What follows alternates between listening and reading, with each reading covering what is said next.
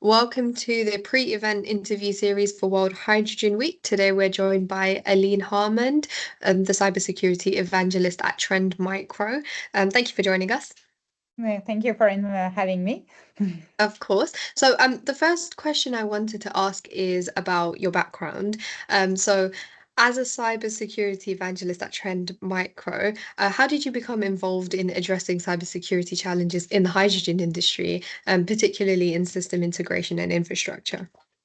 Yeah, that's an interesting question because I haven't very much been involved into hydrogen before, at least before knowing that I would present at that event. When this is said, cybersecurity challenges in the energy industry are often pretty similar in what we see. From the maturity of the different companies and the energy sector in general. So I think my background is more about how we can help the different energy companies to integrate cybersecurity and to become more secure, and so protect the critical infrastructure rather than being very specific to hydrogen. But when this is said, I've done my research and I think I have some points that are very specific to the hydrogen to go to discuss with the participants. So. Fantastic, fantastic. I think you'll bring a very interesting perspective, which, as you mentioned previously, we haven't actually seen before. So I'm excited to hear about cybersecurity. Fantastic. So my next question is, what do you see as the most significant cybersecurity threats that face the hydrogen system integration and infrastructure today? So there is two things and two sides of the answer. The first one is definitely the most obvious one, state sponsor actors. We are in a geopolitical environment that is quite challenging and everything regarding energies, but the transition to green energy and to energy independence for each and every country is also something that some countries would like to disrupt for some others. So all that represents a threat because in that context, it's kind of one tool to use is the cyber attack to try to disrupt the energy sector, and so hydrogen would definitely be impacted by that. There is another side of the answer to that question. It's just normal. I would say I would call them normal threats and cyber threats. Ransomware would be one of it, or data exhaustion. All that because at the end, a big bunch of the cyber criminals, they are cyber criminals. They are not state sponsor actors. They are not necessarily organized in big groups, etc. What they want is just earn money. And so they're going to target. They're going to target everyone. And the hydrogen sector is definitely not an exception. So. Okay. And then so on a more positive side, what do you see as the biggest opportunities for innovation in this area? Maybe I'm going to answer a bit differently to your question. I'm going to talk about the biggest opportunity for the hydrogen sector because the hydrogen sector is pretty new, building a lot on technologies and technological advancements, etc. And that means also that there is not so much legacy in that context. In cybersecurity, we don't like legacy. That comes with lots of problems and lots of way for the hackers to penetrate the company. So for the hydrogen sector, the fact that they are using new technologies and digital environments is also a way for that to build infrastructures that are secure by design. We know now how we can do that. So it's just a matter when we're moving a project from an early stage research phase to production, then it's just a matter of integrating the cybersecurity into before going into production, and that's a great opportunity for the hydrogen sector, I think. Yeah, I agree actually. That's a really interesting point. Okay, and then to kind of move on now, I wanted to ask how you think the cybersecurity threat landscape has evolved specifically for hydrogen infrastructure in recent years. I know you said it's still very early on, so have you seen any emerging threats that particularly concern you at all? It's not necessarily the emerging threats that I've seen, but what will be concerning is everything, all the new threats that are leveraging AI. Back to hydrogen, using lots of sensors and being analyzed, and then providing some data that has to be processed by some AI applications. The way we use that from our side to speed up everything. It's kind of the same with the threat actors. They are leveraging AI to better understand the weaknesses of the hydrogen sector, Right. of what's being built, and they're gonna craft new threats, new ransomware, really specific to those vulnerabilities that the hydrogen environment and infrastructures is embedding. So. That would be the most concerning threat that I would see. Hmm. Okay. So then, with these unique challenges, and I'm sure there are some more that you can touch on, what do you think the hydrogen industry face in protecting its critical infrastructure, and how can we actually address it? First, being honest and recognizing that it's a challenge. I think it's already the first step toward that, and I think recognizing also that we don't know everything. So that means that we're going to search for knowing more. And that means that each and every person in the hydrogen industry, by having that cybersecurity concerns in mind, will help build that security mindset in any hydrogen company. So I think that's really the first step.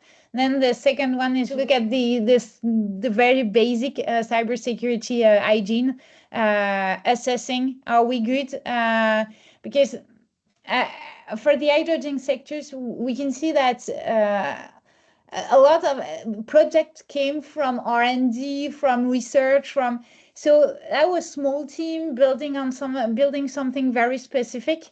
And when that moves to production, there is not always that thought about have we really embedded security into it.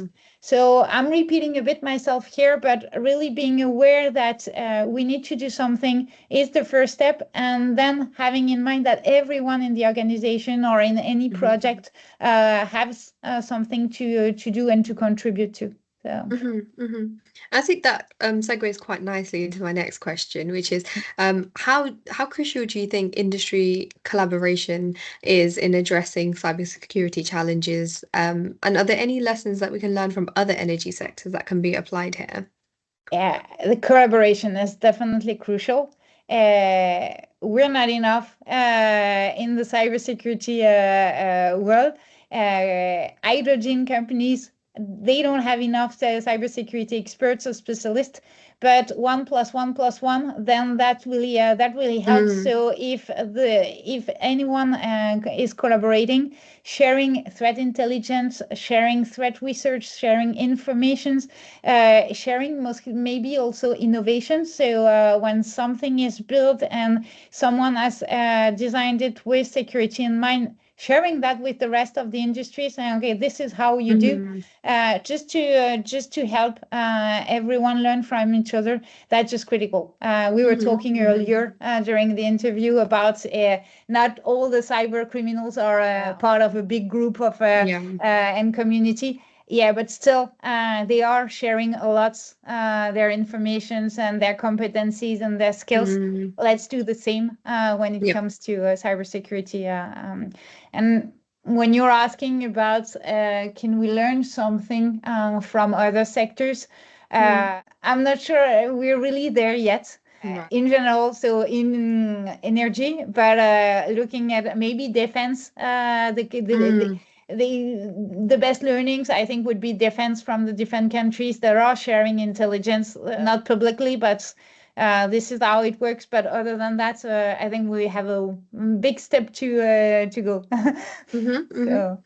Okay, and then kind of looking ahead then, how do you see cybersecurity measures evolving to keep pace with the rapid growth of the hydrogen industry and its infrastructure? The embedding AI into everything cybersecurity related, it's gonna help lots of people. So it's challenging. AI comes with its own challenge, but I think back to how do we help people that are not cybersecurity experts to become or to build cybersecurity into what they're doing. AI will help on that.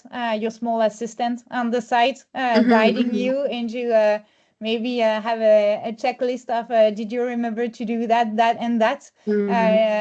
So I think that that's gonna help a lot the industry, and there is also the positive thing is that the hydrogen sectors uses new technologies and digital technologies more and more, and due to all regulations that are regulating the IT industry in general, the hydrogen sector will benefit from that because they will buy sensors that are more secure and secure by design. They will work with third-party contractors that have something that have put cybersecurity at the heart of what they're doing. So they're going to definitely benefit from all the regulations that are coming from the IT sector. Fantastic. Okay, and then in terms of your upcoming panel, of course, we've kind of discussed a few of the themes already, and you're going to be focusing on the system integration and infrastructure with cybersecurity. And I know you'll be touching on some strategies to mitigate risks. So without giving too much away, could you give us a preview of one key strategy you'll be highlighting? So the key strategy, on the personal responsibility. So how user are embedded into the cybersecurity journey. I think I'm gonna pick up that point of view and try to explain to people that very small things that they are acting on every day can really have a huge impact on cybersecurity. So I know that sounds very fluffy, but it's vague enough to be exciting. No, but it's also because I want to attract everyone, and if I'm too specific, then some people might feel excluded because they don't work with that topic or that topic. When talking about the individual responsibility in cybersecurity, that should speak to everyone. So I agree, and cybersecurity affects everyone. So yeah. Perfect. And then I think I wanted to ask what you, as we haven't had a cybersecurity focused session at World Hydrogen Week before, what key takeaways do you hope attendees will gain from listening to your discussion?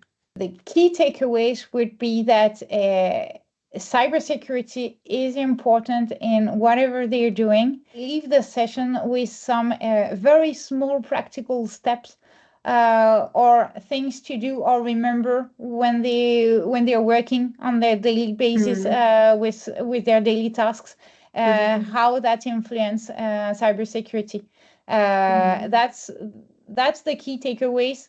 I'd like also them to really understand the threat landscape, what's at stake, to kind of provide the motivation of maybe hearing more about security, cybersecurity in other events or sessions, or read more about cybersecurity. Fantastic. Well, thank you so much, Aline. It was lovely to speak with you today, and we're all really excited to meet you in Copenhagen. Thank you.